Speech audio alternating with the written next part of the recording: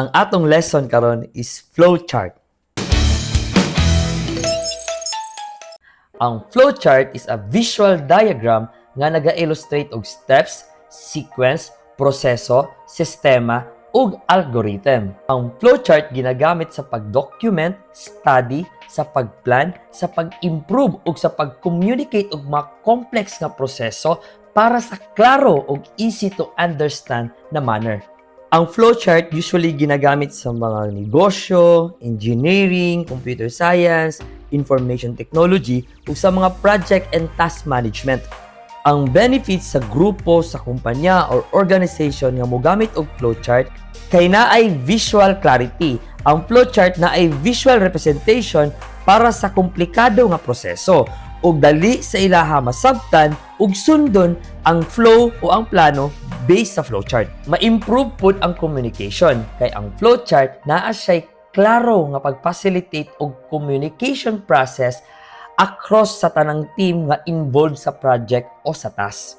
Ug ang flowchart pod is makatabang sa pag-improve sa proseso kay naa man tay visual steps na makit-an nato kung asa magkaroon og problema ug asa dapita nga area or proseso ang kailangan og improvement.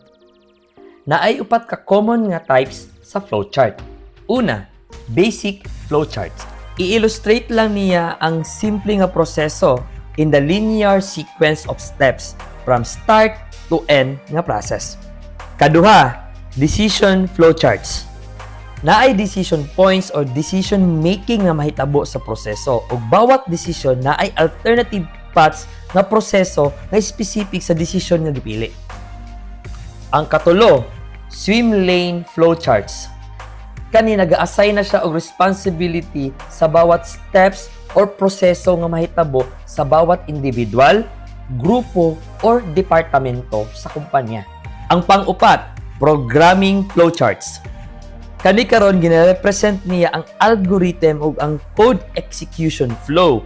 Mao ni siya ang pinaka-importante nga proseso o unang ginabuhat sa mga programmer o sa pagbuhat og system.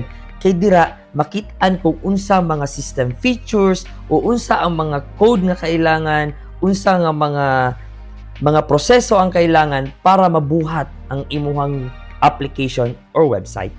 Karon, istoryahon nato ang 5 ka buok elements or symbol nga common na ginagamit sa flowchart. Una, ang oval. Ang oval nagarepresent kung asa nag-start ang flowchart ug asa pud mag-end ang flowchart. Ug ginatawag po siya og terminal symbol.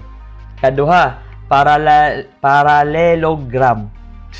Nagarepresent na siya og input ug output. Ibig sabihin, ang input mo na siya mo grid kung unsa ang data nga gisulod ug ang output mo na siyang gina-display nga message.